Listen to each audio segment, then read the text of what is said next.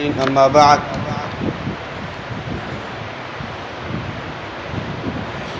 وعن عقبة بن عامر رضي الله عنه أن رسول الله صلى الله عليه وسلم قال ألم تر آيات أنزلت هذه الليلة لم ير مثلهن قط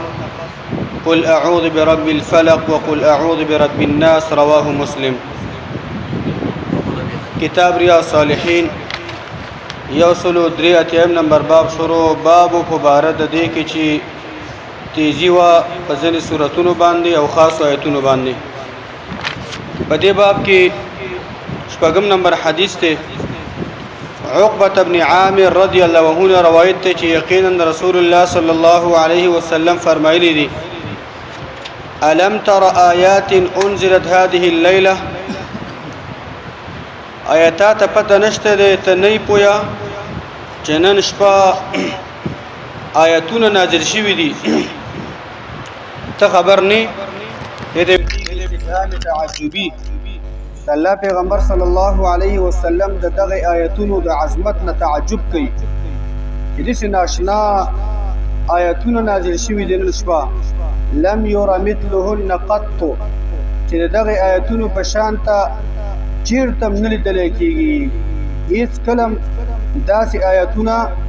داغي په شان ته نه لیدل کېږي داغي په شان ته برکتی آیاتونه او داغي په شان ته د اوچته معنا آیاتونه په قران کې نور زینو کې نه مندل کېږي او لیدل کېږي نه. دا کوم یو دي قل اعوذ برب الفلق سوره وقل اعوذ برب الناس د دې آیاتونو په شان ته دغه شانته د عظمت والا او د برکتونو والا او د خیرونو والا نور دغه شانته آیاتونه په قران کې دا نشته دي. دا بل روایت وعن ابي سعيد الخدري رضي الله عنه قال ابو سعيد الخدري روایت کی دا وی چې کان رسول الله صلى الله عليه وسلم يتعوذ من الجان و رسول الله صلى الله عليه وسلم چې د پیریانو نه به پناه غوښتله وعين الانسان او د انسان د سترګو د نظر دا غینه به پناه غوښتله حتى نزلت المعوذتان تر دې چې دا معوذتان سورتونه دا نازل شو قل اعوذ بالفلق وقل بالناس فلما نزلتا نو کله چې دغه دواړه سورتونه نازل شو اخذ بهما د الله پیغمبر صلی الله علیه وسلم دغه دواړه سورتونه هغه باندې عمل کو دغه ونیول وترك ما سواهما او ما سوا دغه آیت سورتونه چې ما سوا کم داسې الفاظ چې د الله پیغمبر صلی الله علیه وسلم به هغه الفاظ باندې د الله پورې پنانه ولا د پیریانو نه او د خلکو د نظرونو هغه ارس الفاظ پرې خودل او دغه دواړه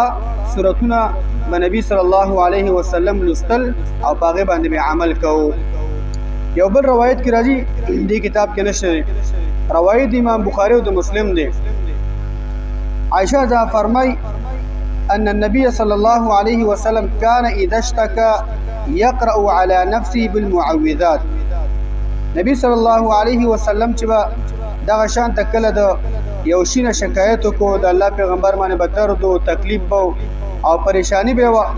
د الله پیغمبر صلی الله علیه وسلم خپل ځان باندې دغه آیتونه په خپل ولستل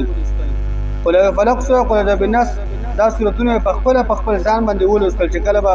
بدن باندې تکلیف وينفث او د الله پیغمبر صلی الله علیه وسلم به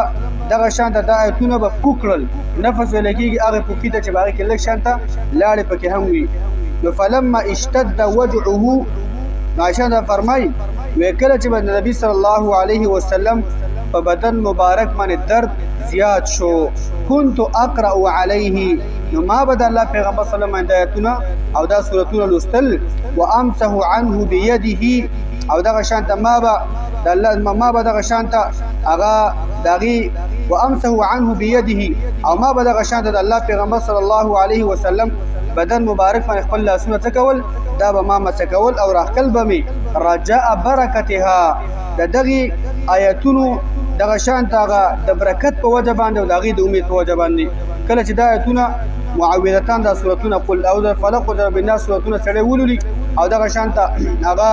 خپل ځامنې پوکي نو دغه شان به د لاړو کې په دې خلک الله تعالی دغه وجه نه اثر پیدا کی نو دغه د برکت د وجه نه دغه څه ما بچ کول خپل لاسونه به د الله پیغمبر صلی الله علیه وسلم بدن باندې دغه شان راخل یو بل روایت کې راځي ان النبي صلی الله علیه وسلم كان اذا اشتكى نفث على نفسه بالمعوذات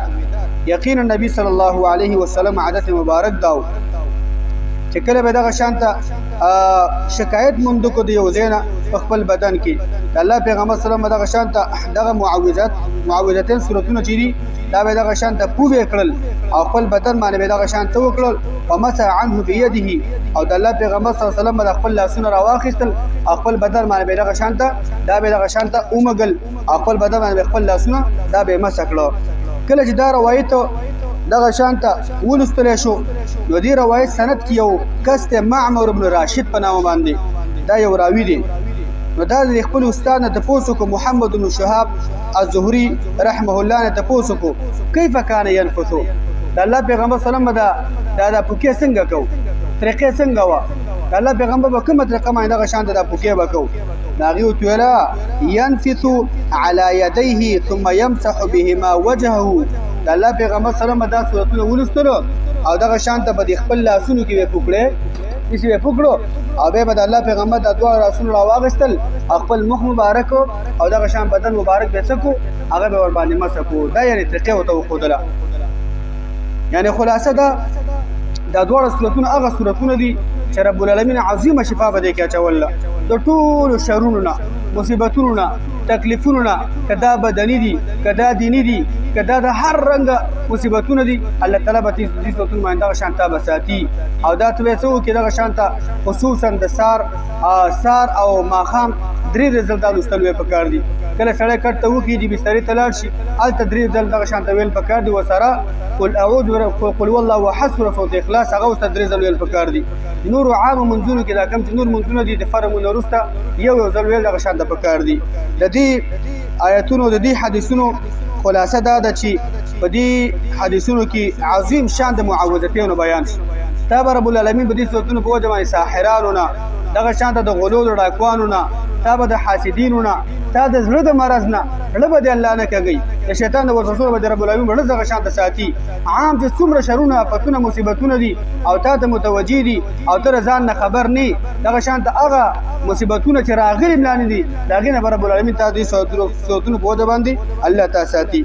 او دیمه فائدہ به کې دا ده چې په ټول قران کریم کې د دې دوه صورتونو په شانته د برکت والا د اوچته معنا آیتونه دغه شانته د انشته د لستل ویل پکار دي او دغه شانته په دې صورتونو باندې دام پکې دغه شانته یاد شو چې دا صورتونه کله سره د دم د پاره استعمالي ځام پیدا مې بل پیدا مې دغه شانته پوکې به څنګه کې هغه کې بلګي غوندي لاړې به چې د الله پیغمبر دا ثابت شي او بل فائدہ به کې دا ده چې د دم په وخت کې